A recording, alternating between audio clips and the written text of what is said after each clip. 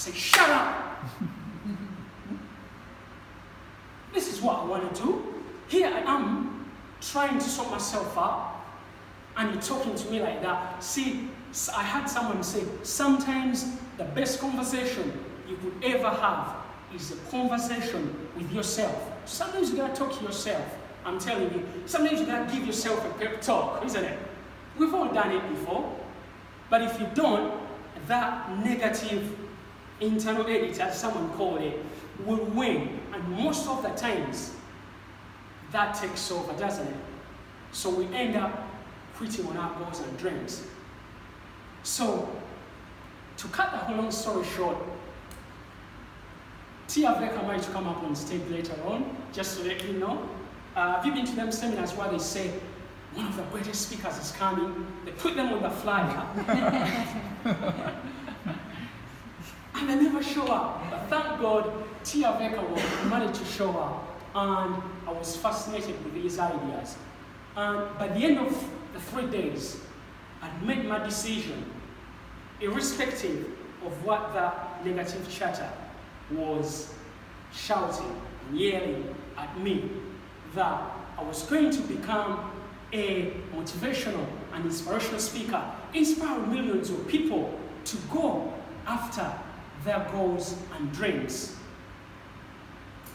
So that brings me back to the question I posed to everyone in the audience. I asked you, has anyone ever wanted to do something, but for one reason or another, fear hit you right in the face? Fear talked you out of your goals and dreams. This is what I want to talk to you about now, fear.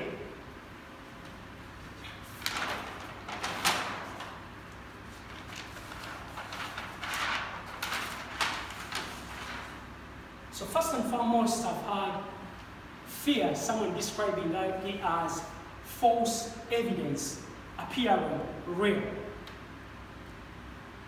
Dr. Smiley Blanton actually said, fear is one of the most subtle and destructive of all human diseases.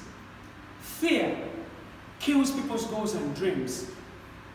Fear will mentally paralyze you. Fear will stop you right on the edge of what you're about to jump into.